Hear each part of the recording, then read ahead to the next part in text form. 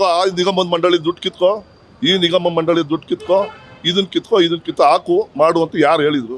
ಸರ್ಕಾರದ ಬಗ್ಗೆ ಅದೇ ಮೇಡಮ್ ನಾನು ಹೇಳ್ತಾ ಇರೋದು. ಇವ್ರಿಗೆ ಇದನ್ನೆಲ್ಲ ಕಿತ್ತಿ ಮಾಡು ಅಂತ ಯಾರು ಹೇಳಿದ್ರು? ಒಂದಲ್ಲ, ಅದು ಇನ್ನ ಒಂದು ವರ್ಷ 3 ತಿಂಗಳು ಏನಾಯ್ತು ಸರ್ಕಾರ ಬಂದು. ಬರೀ ಹಗರಣಗಳು ಮತ್ತು ಎಲ್ಲ ಬೆಲೆಗಳು ಜಾಸ್ತಿ. ನಾವೇನೋ ಕಾಂಗ್ರೆಸ್ ಸರ್ಕಾರ ಬಂದಮೇಲೆ ಒಳ್ಳೇದಾಗತ್ತೆ ಜನಗಳಿಗೆ ಅಂದ್ಕೊಂಡಿದ್ವಿ. ದಿನ ಬೆಳಿಗ್ಗೆ ಎದ್ದರೆ ಗೋಳಾಟನೇ ಆಗ್ಬಿಟ್ಟಿದೆ ಮಿಡಲ್ ಕ್ಲಾಸ್ ಪೀಪಲ್ಸ್ಗೆ. ಜಾಸ್ತಿ ಅದೇ ಶಕ್ತಿ ಯೋಜನೆ ಕೊಟ್ಟ ಮೇಲೆ ಬಸ್ಸು ಟಿಕೆಟ್ ದರ ಇದೆಯಲ್ಲ, ಸೊ ಅದನ್ನ 10 ಇಲ್ಲ 20% ಜಾಸ್ತಿ ಮಾಡಬೇಕು ಅಂತ ಇದ್ದಾರೆ. ಏನು ಅನ್ಸುತ್ತೆ ಇದ್ರ ಬಗ್ಗೆ? 70% ಜಾಸ್ತಿ ಮಾಡಬೇಕು ಅಂದರೆ ಡೀಸೆಲ್ ಬೆಲೆ ಜಾಸ್ತಿ ಆಗಿರ್ತದೆ. 20% ವರ್ಕರ್ಸು DA ಕೊಟ್ಟಿರ್ತಾರೆ, ಇನ್ಕ್ರಿಮೆಂಟ್ ಕೊಟ್ಟಿರ್ತಾರೆ, ಇದೆಲ್ಲ ಮಾಡಿರ್ತಾರೆ, ಒಪ್ಕೊಳ್ಳೋಣ. ಆದರೆ ಶ್ರೀಶಕ್ತಿಲಿ ಕೊಟ್ಟಿರೋದನ್ನ ಅದು ಕೊಡಲಿ, ಬೇಡ ಅನ್ನಲ್ಲ. ಶ್ರೀಶಕ್ತಿ ಕೆಲವರಿಗೆ 60 ವರ್ಷ ಮೇಲ್ಪಟ್ಟವ್ರು ಕೊಡಲಿ, ಈ ಕಾರ್ಯ ಕೆಲಸದವ್ರಿಗೆ ಹೋಗೋರು ಕೊಡಲಿ, ಆಮೇಲೆ ಕಂಬಿ ಕೆಲಸ ಮಾಡೋರು ಕೊಡಲಿ, ಗಾರ್ಮೆಂಟ್ಸ್ಗೆ ಹೋಗೋರು ಕೊಡಲಿ. ಇವತ್ತು ಶ್ರೀಶಕ್ತಿಲಿ ಒಬ್ಬರು ಬ್ಯಾಂಕಲ್ಲಿ ಕೆಲಸ ಮಾಡೋರು 60-70 ರೂಪಾಯಿ ಸಂಬಳ ಅವ್ರಿಗೆ. ಅವರು ಫ್ರೀಯಾಗಿ ಓಡಾಡ್ತಾವ್ರಲ್ಲ ಅಲ್ವಾ? ಅವ್ರಿಗೆ ಯಾಕೆ ಫ್ರೀ ಕೊಡಬೇಕು? ಸಂಬಳ ಬರಲ್ವ 60-70 ಸಾವಿರ ಅಲ್ವರ? ಅವ್ರಿಗೆ ಯಾಕೆ ಫ್ರೀ? ಇನ್ನು ಏನೋ ಶಾಲೆಯಲ್ಲಿ ಗೌರ್ಮೆಂಟ್ ಮಕ್ಕಳು ಏನು ಹೇಳ್ತಾರೆ, ಗೌರ್ಮೆಂಟ್ ಸ್ಕೂಲಲ್ಲಿ ಓದೋ ಮಕ್ಕಳಿಗೆ ಫ್ರೀ ಬಿಡಲಿ. ಯಾಕೆಂದರೆ ಗೌರ್ಮೆಂಟ್ ಸ್ಕೂಲಲ್ಲಿ ಅಂದರೆ ಅವ್ರ ಹತ್ರ ದುಡ್ಡಿರಲ್ಲ ಕಾರ್ಮೆಂಟ್ಗೆ ಆಗೋಕ್ಕೆ ಅಲ್ವರ? ಅವ್ರ ಹತ್ರ ದುಡ್ಡಿರಲ್ಲ, ಅದಕ್ಕೇನು ಮಾಡ್ತಾರೆ ಅವರು ಗೌರ್ಮೆಂಟ್ ಸ್ಕೂಲ್ಗೆ ಹಾಕ್ತಾರೆ.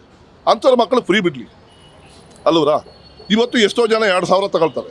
ಏನು ಗೊತ್ತಾ, ಅವ್ರ ಬಾಡಿಗೆ ಬರ್ತದೆ, ಬೇರೆ ಆದಾಯಗಳು ಇರ್ತವೆ, ಬೋಗಸ್ ಮಾಡಿ 2,000 ತಗೊಳ್ತಾರೆ.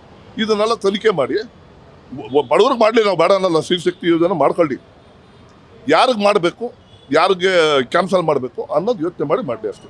ಸರ್, ಸಾಕಷ್ಟು ಯೋಜನೆಗಳನ್ನ 5 ಯೋಜನೆಗಳನ್ನ ಎಲೆಕ್ಷನ್ ಟೈಮಲ್ಲಿ ಕೊಟ್ಟರು. ಬಟ್ ಇವಾಗ ಅದು ಅಂದರೆ ನಿಭಾಯಿಸ್ಕೊಂಡು ಹೋಗೋಕ್ಕಾಗ್ತಿಲ್ಲ ಅಂತ ನಮ್ಗೆ ಬೆಳಗ್ಗೆ ಎದ್ರೆ ಹಾಲು ಇರ್ಬೋದು, ತರಕಾರಿ ಇರ್ಬೋದು, ಪೆಟ್ರೋಲ್ ಇರ್ಬೋದು, ಇವಾಗಲೇ ಬಸ್ದು ಪ್ರೈಸು ಇದೆಲ್ಲ ಗಂಡಸ್ರು ಜೇಬಿಗೆ ಕತ್ರಿ ಬಿದ್ದಂಗೆ. ಇದು ಏನು ಅನಿಸುತ್ತೆ ಅಂದರೆ ಅನೌನ್ಸ್ ಮಾಡಿ ಈ ಥರ ಎಲ್ಲ ಪ್ರೈಸ್ ಎಲ್ಲ ಜಾಸ್ತಿ ಮಾಡಿ ಇದನ್ನು ಹೆಂಗಸ್ರು ಕೊಡೋದು?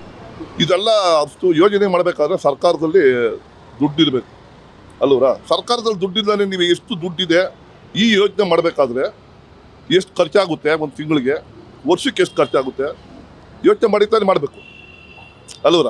ಏಕ್ತಮ್ಮ ಮಾಡಿಬಿಟ್ರೆ ಆವಾಗ ಏನು ಮಾಡ್ತೀರಿ ನೀವು?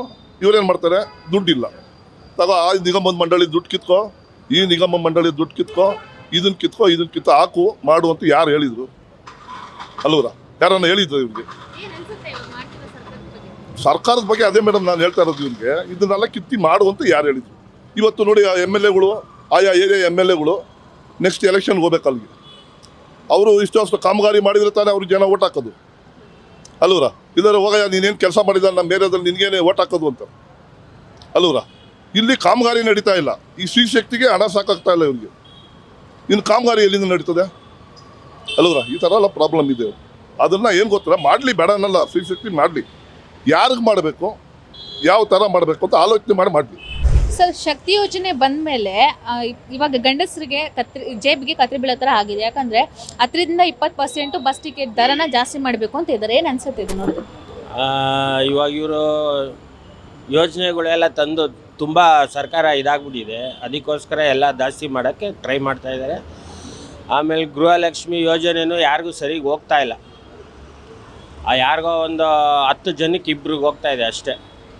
ಆಮೇಲೆ ಈ ಬಸ್ಸಿಂದು ದರನೂ ಏರಿಸ್ಬೇಕು ಅಂತಿದ್ದಾರೆ. ಅವ್ರು ಕಾರಣ ಕೊಡ್ತಾ ಇರೋದೇನು ಅಂತಂದರೆ, ಇದು ಎಲ್ಲ ಬಸ್ಸಿಂದು ಸ್ಪಾಟ್ಸು ಎಲ್ಲ ಜಾಸ್ತಿ ಆಗಿದೆ ಬೆಲೆ. ಅದಕ್ಕೋಸ್ಕರ ಬಸ್ಸಿನ ದರ ನಾವು ಇದು ಮಾಡಬೇಕು. ಇವಾಗ ಗೌರ್ಮೆಂಟ್ ಇದರಲ್ಲಿ ದುಡ್ಡೇ ಇಲ್ಲ, ಅವ್ರು ಎಲ್ಲಿಂದಾನೆ ಕಿತ್ಕೊಂಬರ್ಬೇಕು, ಮಾಡಬೇಕು. ಆಮೇಲೆ ಈ ಹಗರಣಗಳು ಬೇರೆ, ಒಂದಲ್ಲ ಎರಡಲ್ಲ, ಹೇಳ್ಕೊಂಡು ಹೋದರೆ ಸಾಲಾಗಿ ಹೇಳ್ಕೊಂಡು ಹೋಗ್ಬೋದು, ಅಷ್ಟು ಹಗರಣಗಳು ನಡೀತಾ ಇದೆ. ಇವತ್ತು ಅಧಿವೇಶನ ಸ್ಟಾರ್ಟ್ ಆಗಿದೆ. ಆಮೇಲೆ ಇನ್ನೊಂದು ಏನಂದರೆ, ವಿರೋಧ ಪಕ್ಷದವರು ಸರಿಗೆ ಪ್ರತಿಭಟನೆ ಮಾಡಿ ಒಂದು ಏನನ್ನ ಅಂತ್ಯ ತರಬೇಕು ಈ ಹಗರಣಗಳಿಗೆ.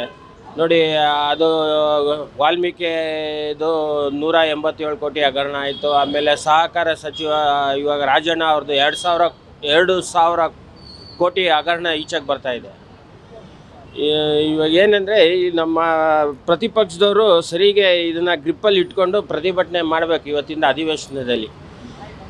ಆಮೇಲೆ ಮೂಢ ಹಗರಣ, ಒಂದಲ್ಲ ಅದು ಇನ್ನೂ ಒಂದು ವರ್ಷ 3 ತಿಂಗಳು ಏನಾಯಿತು ಸರ್ಕಾರ ಬಂದು, ಬರೀ ಹಗರಣಗಳು ಮತ್ತು ಎಲ್ಲ ಬೆಲೆಗಳು ಜಾಸ್ತಿ, ಹಾಲು ಜಾಸ್ತಿ, ಮತ್ತು ಬಸ್ಸು ಇದು ಜಾಸ್ತಿ, ಮತ್ತು BPL ಕಾರ್ಡಲ್ಲಿ ಅಕ್ಕಿ ಸರಿ ಕೊಡ್ತಾಯಿಲ್ಲ, ಅಲ್ಲೂ ಮೋಸ ಮಾಡ್ತಾಯಿದ್ದಾರೆ. ಏನು ಯಾರು ಇದನ್ನು ಹತ್ತಿಕ್ಕಕ್ಕೆ ಆಗ್ತಾಯಿಲ್ಲ ಇವ್ರದ್ದೇ ಒಂದು ಸರ್ವಾಧಿಕಾರಿ ಧೋರಣೆ ಥರ ಮಾಡ್ತಾಯಿದ್ದಾರೆ. ಸರ್ ಏನಂದ್ರೆ ಎಲೆಕ್ಷನ್ ಟೈಮಲ್ಲಿ ಅವ್ರಿಗೆ ಗೊತ್ತಿಲ್ಲದೇ ಅನೌನ್ಸ್ ಮಾಡ್ತಾರ ಅನ್ನೋದೊಂದು ಯೋಚನೆ ಬರುತ್ತೆ ಜನಗಳಿಗೆ ಇವಾಗ. ಯಾಕಂದ್ರೆ ಎಲೆಕ್ಷನ್ ಟೈಮಲ್ಲಿ 5 ಯೋಜನೆಗಳನ್ನ ಅನೌನ್ಸ್ ಮಾಡಿದ್ರು, ಯಾಕೆ ಅವ್ರು ಯೋಚನೆ ಮಾಡಲಿಲ್ವಾ 5 ವರ್ಷ ನಾವು ಜನಗಳಿಗೆ ಹೇಗೆ ಕೊಡಬೇಕು, ದುಡ್ಡು ಎಲ್ಲಿಂದ ಬರುತ್ತೆ, ಯಾವ ಥರ ಅಂತ. ಈ ಥರ ಬೆಳಗ್ಗೆ ಎದ್ದರೆ ಒಂದಲ್ಲ ಒಂದನ್ನ ಪ್ರೈಸ್ ಈ ಥರ ಜಾಸ್ತಿ ಮಾಡ್ಕೊಂಡು ಹೋದ್ರೆ ಸಾಮಾನ್ಯ ಜನರು ಬದುಕೋದು ಹೇಗೆ ಅಂತ ಅನ್ಸುತ್ತೆ. ಇವು ಎಲೆಕ್ಷನ್ ಟೈಮಲ್ಲಿ ಏನು ಮಾಡಿದ್ರು ಅಂದರೆ ಜನಗಳ ಕಣ್ಣಿಗೆ ಮಣ್ಣು ಹೆಚ್ಚೋ ಕೆಲಸ ಮಾಡಿದ್ರು ಆಯಿತಾ. ಆ ಮಣ್ಣು ಹೆಚ್ಚೋ ಕೆಲಸದಿಂದ ಇವಾಗ ಇವರು ಅಧಿಕಾರಕ್ಕೆ ಬಂದರು. ಅಧಿಕಾರಕ್ಕೆ ಬಂದಮೇಲೆ ಇವ್ರು ಹೇಳಿದ್ದು ಎಲ್ಲ 5 ಯೋಜನೆಗಳನ್ನೂ ತರಬೇಕಾಗಿತ್ತು, ಯಾವುದು ತಂದಿಲ್ಲ. ನಾನು ಬೇಕಾದ್ರೆ ಚಾಲೆಂಜ್ ಮಾಡ್ತೀನಿ, ಯಾವ ಯೋಜನೆಯೂ ಸರಿಗೆ ತಂದಿಲ್ಲ. ಸುಮ್ಮನೆ ಪೇಪರ್ ಮೇಲೆ ಬರ್ದಂಗೆ ಇದು ಇಷ್ಟು ಜನಕ್ಕೆ ಇಷ್ಟು ಕೋಟಿ ಹೋಯ್ತು, ಇಷ್ಟು ಜನಕ್ಕೆ ಇಷ್ಟು, ಸುಮ್ಮನೆ ರೈಟಿಂಗಲ್ಲಿ ತೋರಿಸೋದು. ಅಲ್ಲಿ ಯಾರಿಗೂ ಹೋಯ್ತು ಅಂತ ಯಾರಿಗೂ ಹೋಗಿದೆ ಅಂತ ಯಾರು ಕಂಡು ಹಿಡಿತಾರೆ? ಇವ್ರು ಕಾಸ್ಟ್ ಮಾಡೋಕ್ಕೋಸ್ಕರ ಮಾಡ್ತಾಯಿದ್ದಾರೆ ಅಷ್ಟೇ, ಇನ್ನೇನಿಲ್ಲ. ನಾವೇನೋ ಕಾಂಗ್ರೆಸ್ ಸರ್ಕಾರ ಬಂದಮೇಲೆ ಒಳ್ಳೇದಾಗತ್ತೆ ಜನಗಳಿಗೆ ಅಂದ್ಕೊಂಡಿದ್ವಿ. ದಿನ ಬೆಳಿಗ್ಗೆ ಎದ್ದರೆ ಗೋಳಾಟನೇ ಆಗ್ಬಿಟ್ಟಿದೆ ಮಿಡಲ್ ಕ್ಲಾಸ್ ಪೀಪಲ್ಸ್ದು. ಸರ್ ಇದು ಎಷ್ಟು ಮಟ್ಟಿಗೆ ಸರಿ ಅಂತ ಅನ್ಸುತ್ತೆ? ಅವರು ಗೆಲ್ಲೋದಕ್ಕೋಸ್ಕರ ಒಂದು ಪಕ್ಷವನ್ನು ವಿನ್ ಮಾಡಿಸ್ಕೊಳ್ಳೋದಕ್ಕೋಸ್ಕರ ಜನಗಳಿಗೆ ಈ ಥರ ನಂಬಿಕೆ ಬರೋ ಥರ ಒಂದಷ್ಟು ಯೋಜನೆಗಳ ಅನೌನ್ಸ್ ಮಾಡಿ ಬೆಳಗ್ಗೆ ಎದ್ರೆ ಈ ಥರ ತೊಂದರೆಗಳಾಗ್ತಾ ಹೋದರೆ ಜನಗಳು ಯಾವ ಥರ ನಂಬಬೇಕು ಪಕ್ಷಗಳನ್ನ, ಯಾವ ಥರ ಇರಬೇಕು ಜನಗಳು ಅಂತ ಅನ್ಸುತ್ತೆ? ಜನಗಳು ಬುದ್ಧಿ ಕಲಿಬೇಕು ಮೇಡಮ್, ಸ್ವಲ್ಪ ಯೋಚನೆ ಮಾಡಬೇಕು. ಅವರು ಥಿಂಕ್ ಮಾಡಬೇಕು, ಯಾರು ಬಂದರೆ ಏನು ಒಳ್ಳೇದಾಗತ್ತೆ ಅಂತ ಅನ್ನೋದನ್ನ ಥಿಂಕ್ ಮಾಡಿ ವೋಟ್ ಹಾಕಬೇಕು. ಪಾಪ ಈ ಸ್ತ್ರೀಯವ್ರಿಗೆಲ್ಲ ಅದು ಕೊಡ್ತೀವಿ ಇದು ಕೊಡ್ತೀವಿ ಅಂತ ಹೇಳಿ ಪಾಪ ಅವ್ರ ಹತ್ರ ಓಟ್ ಇಸ್ಕೊಂಡ್ಬಿಟ್ಟು ಏನು ಅಂಥ ಯೋಜನೆಗಳು ಏನು ಜಾರಿಗೆ ಬಂದಿಲ್ಲ ಮೇಡಮ್. ತುಂಬ ಮೋಸ ಇದೆ ಇದು ಸರ್ಕಾರ. ಇದು ಯಾರು ಹೆಂಗೆ ಇದು ಮಾಡೋದು ಅಂತಲೇ ಗೊತ್ತಾಗ್ತಾಯಿಲ್ಲ. ಇವಾಗ ಇನ್ನೂ 3.5 years ಇದೆ. ಆ್ಯಕ್ಚುಲಿ ಏನಂದರೆ ಗಂಡಸರುಗಳು ಬಸ್ಸಲ್ಲಿ ಓಡಾಡೋದೇ ಕಡಿಮೆ, ಯಾಕಂದರೆ ಆಲ್ಮೋಸ್ಟ್ ಎಲ್ಲರ ಹತ್ರ 2 ವೀಲರ್ ಇರುತ್ತೆ, ಏನೋ ಇದು ಮಾಡ್ಕೊಂಡು ಹೋಗ್ತಾರೆ. ಈ ಥರ ಪ್ರೈಸ್ ಜಾಸ್ತಿ ಆಗ್ತಾ ಹೋದರೆ, ಅಂದರೆ ಈ ಫ್ರೀ ಬಿಟ್ಟಿರೋದ್ರಿಂದ ಜನಗಳು ಮೊದಲೇ ಜಾಸ್ತಿ ಇರ್ತಾರೆ, ಫ್ರೀ ಬಿಟ್ಟಿರೋದ್ರಿಂದ ಜನಗಳು ಜಾಸ್ತಿ ಇರೋದ್ರಿಂದ ಗಂಡಸರಿಗೆ ಸೀಟು ಸರಿಯಾಗಿ ಸಿಗ್ತಾ ಇಲ್ಲ. ಅದು ತುಂಬಾ ಪ್ರಾಬ್ಲಮ್ಸ್ ಆಗಿತ್ತು ಹಿಂದೆ ಕೂಡ. ಏನು ಗಂಡಸರುಗಳು ಬಸ್ ಹತ್ತನೇ ಬಿಟ್ಬಿಡ್ತಾರ ಅನ್ನೋದೊಂದು. ಅವ್ರು ಏನು ನೋಡಿ ಮೇಡಮ್, ಅವರು AC ಕಾರಲ್ಲಿ ಓಡಾಡ್ತಾರೆ, ಅವ್ರಿಗೇನು ಗೊತ್ತಾಗತ್ತೆ ಬಡವ್ರ ಕಷ್ಟ? ಜನ ತಾನೇ ಸಫರ್ ಮಾಡೋದು, ಮಾಡ್ಕೊಳ್ಳಿ ಬಿಡಿ, ಆಯಿತು ಓಟ್ ಹಾಕಿದ್ದಾಯಿತು, 5 ವರ್ಷ ನಾವು ಬಿಗುವಾಗಿ ಸರ್ಕಾರ ಮಾಡ್ಕೊತೀವಿ ಅನ್ನೋದು ಒಂದು ಕಾನ್ಫಿಡೆನ್ಸ್ ಬಂತು, ಅವರು ಆಡಿದ್ದೇ ಆಟ ಆಡ್ತಾಯಿದ್ದಾರೆ ಅಷ್ಟೇ, ಇನ್ನೇನಿಲ್ಲ ಇದರಲ್ಲಿ.